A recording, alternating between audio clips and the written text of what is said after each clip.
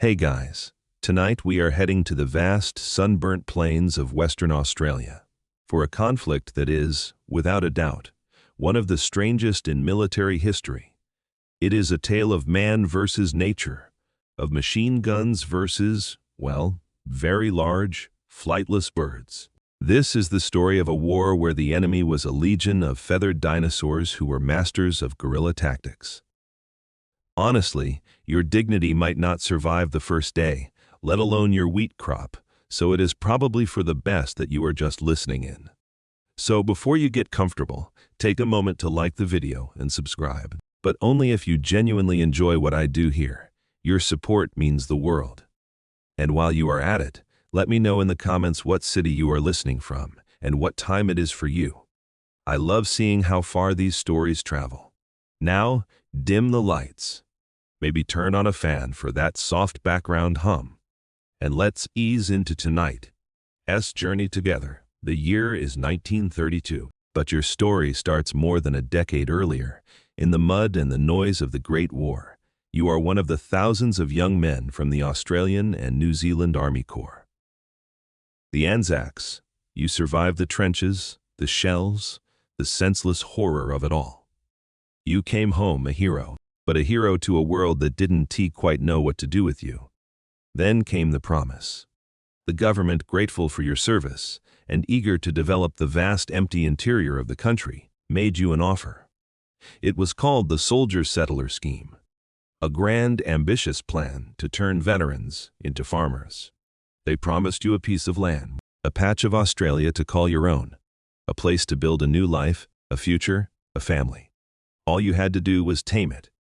And you, full of the grim determination that the war had forged in you, said yes. You left the familiar world of the coast behind, taking a long, rattling train journey deep into the wheat belt of Western Australia. The further you traveled, the more the world outside the window seemed to expand and empty out. The trees grew sparse, the earth turned a deep, rusty red, and the sky became a vast, intimidating bowl of the purest, deepest blue you have ever seen. Finally, you arrived at your plot of land. And the word land feels both too big and too small for it. It is an immense, unforgiving expanse of scrub and mallee bush, dotted with the skeletal shapes of eucalyptus trees. There are no fences, no barn, no house. There is just you, a set of tools, a government subsidy that never feels like enough, and the promise. This is your kingdom, if you can conquer it. The work is brutal, back-breaking, and lonely. You spend months clearing the land, your hands cracking and bleeding as you wrestle with the tough, stubborn roots of the native bush. The sun is a merciless hammer. The flies are a constant, maddening plague. The silence of the outback is so profound, it feels like a physical presence. Some days, the only sound is the ringing in your own ears and the frantic, desperate beating of your own heart. Many of the men who took the offer broke under the strain. They were soldiers, not farmers. They were used to the camaraderie of the barracks, not the soul-crushing isolation of the bush. But you are not one of them. You persist. You pour all the grit and the anger and the hope that you have left after the war into this patch of red earth. This is a mainstream and foundational story of modern Australia. The Soldier-Settler Scheme was a massive undertaking that shaped the nation, for better and for worse. And here you encounter a difficult and often debated part of that story. Was this a genuine reward for heroes, or was it a cynical move by a government eager to use these men as cheap labor to open up the country, placing them on marginal land that experienced farmers wouldn't touch? Historians still argue about the scheme's true legacy, about the balance between its noble intentions and its often tragic and failed outcomes. But you are not thinking about history. You are thinking about the future. After what feels like a lifetime of toil, a corner of your kingdom is tamed. The scrub is gone, and the red soil has been plowed into neat, hopeful furrows. You plant your first crop, wheat, the great cash crop, the grain that will feed the British Empire, the crop that will, you pray, secure your future. And as the first green shoots begin to poke through the red soil, a fragile but determined sign of new life, you feel a sense of pride you have not felt in years. This is real. This is yours. You have survived the war in Europe, and now you have survived the war against the land itself. Standing there under the vast, indifferent sky, you allow yourself a small, fragile moment of hope. You believe the hardest part is over. Your hope, that fragile green shoot pushing through the red earth, lasts for a single, blissful season. Your first wheat crop is a modest success, a small victory that tastes sweeter than any medal. You are not rich, not by a long shot, but you are a farmer. You have a harvest. You have a future. But the world has other plans. The year is now 1929, and news begins to trickle in from the distant, almost mythical cities of the East.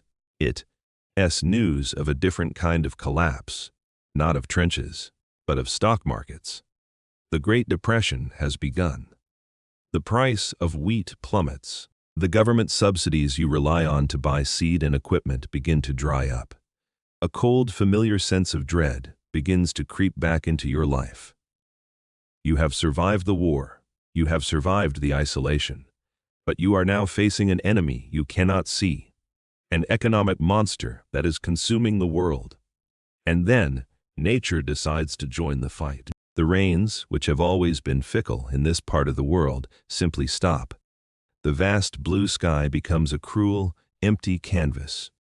A devastating drought settles over Western Australia, the worst in living memory. Your carefully plowed fields, which were once a symbol of hope, turn to dust. The red earth cracks and hardens under the relentless sun. You and the thousands of other soldier settlers in the wheat belt are trapped.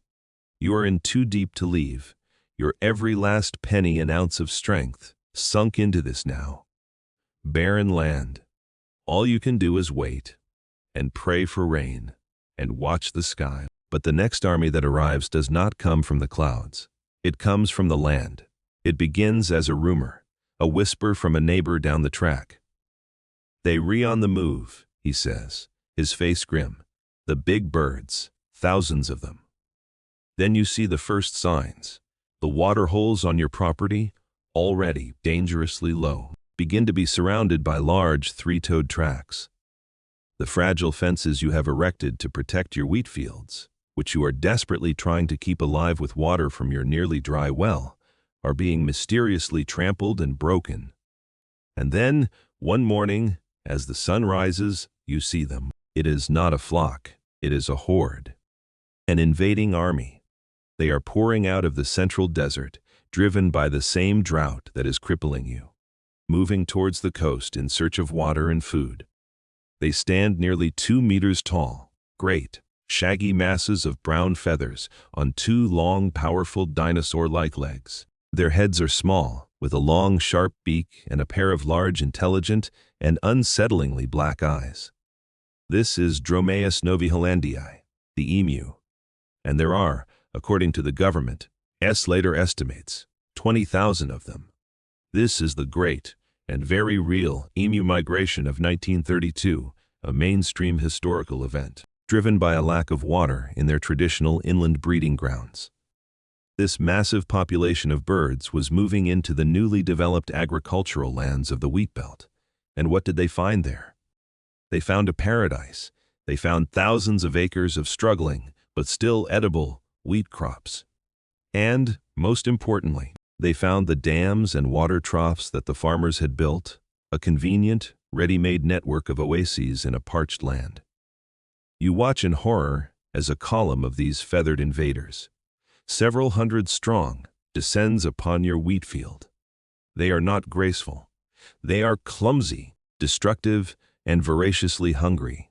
They don't just eat the wheat, they trample it, they flatten it. Their huge feet tearing up the fragile root systems. And for every mouthful they eat, they seem to foul 10 more. They are a living, breathing plague. This is where you encounter a quirky and fascinating detail about emu behavior. They are not just destructive, they are clever. You watch as a small group seems to deliberately break a section of your fence, creating a gap, and then the rest of the flock pours through. Is it coordinated? Is it planned? Or is it just a series of random, lucky acts of destruction?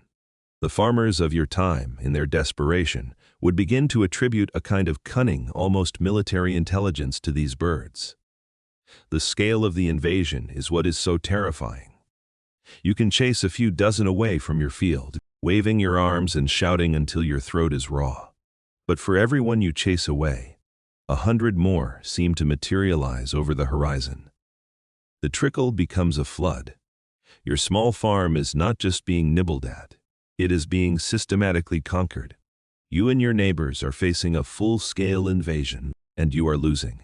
You are a veteran of a great war, a man who has faced down enemy machine guns, and you are being driven from your land by a mob of giant, hungry birds. The situation is desperate. Days turn into weeks, and the MU invasion only intensifies. Your farm, and every farm in the district of Campion, is no longer a place of agriculture. It is a battlefield, and you are on the front lines of a losing war. You and your fellow settlers, men who have faced the disciplined armies of the German Empire, are now reduced to the role of glorified scarecrows. And failing miserably at that, you try everything. You bang pots and pans. You build crude effigies that the emus ignore with disdain. You run yourself ragged, chasing the flocks from one end of your property to the other. A futile, exhausting, and frankly deeply undignified exercise. The birds are simply too numerous, too persistent, and too fast. The core of the problem is a bitter irony. The government that settled you here is the same government that, years earlier, had declared the emu a protected native species. You cannot simply shoot them in the numbers required, and even if you could, you are a farmer, not a hunter. You have a single-shot rifle for scaring off the occasional dingo, not the equipment for a full-scale cull. Your ammunition is precious, and your finances are already stretched to the breaking point by the depression and the drought. The frustration and desperation in the community boils over. A meeting is called. You gather with a group of other soldier settlers, their faces as grim and sun-scorched as your own. You are all veterans. You are all farmers. And you are all facing ruin.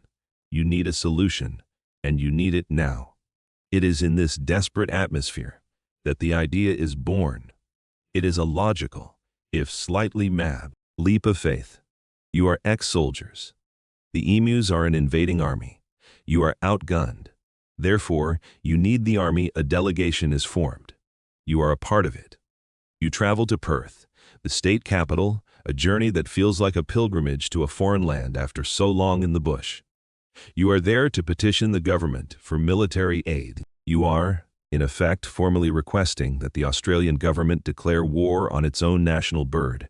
You make your case to the Minister of Defence, Sir George Pearce. This is a mainstream historical fact. The farmers of Campion did not just complain, they organized and lobbied the highest levels of government.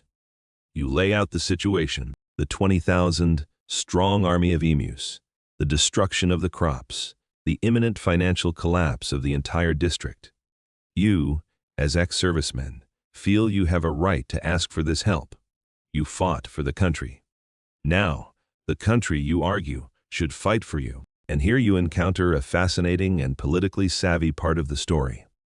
You propose that the government send soldiers armed with machine guns. This is a weapon you know well, the Lewis gun, a light, air-cooled machine gun that you saw used with devastating effect in the trenches of France. You know what it can do. You believe it is the perfect weapon to mow down the charging ranks of the feathered enemy. But your proposal has a clever political angle. You suggest that the soldiers themselves be from the local area and that the cost of the ammunition and transport be paid for by the farmers. You are not asking for a handout. You are asking for the loan of the equipment and the expertise. Sir George Pearce listens. He is a politician, and he sees not just a pest problem, but a political one. The soldier settlers are a powerful and respected lobby group, To ignore their plight would be political suicide. But there is another, more subtle calculation at play.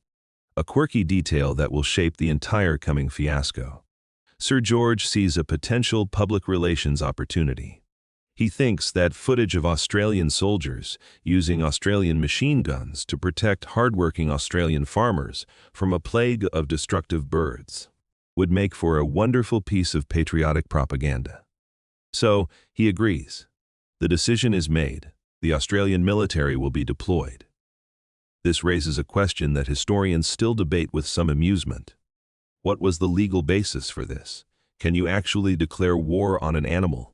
Was this an official military operation, or was it classified as a form of assistance to the civil power?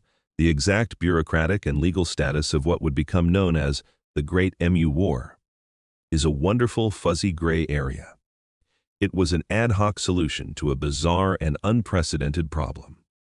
The government's decision is announced. A small military detachment, under the command of a Major G.P.W. Meredith of the 7th Heavy Battery of the Royal Australian Artillery, will be sent to the Campion district. He will be equipped with 2 Lewis machine guns and 10,000 rounds of ammunition. A wave of relief and triumph washes over you and your fellow farmers. You have done it. The cavalry is coming. You have the full might of the Australian military on your side. You are confident that this will be a swift, decisive, and overwhelmingly one-sided conflict. You believe that the war will be over in a matter of days. You could not be more wrong.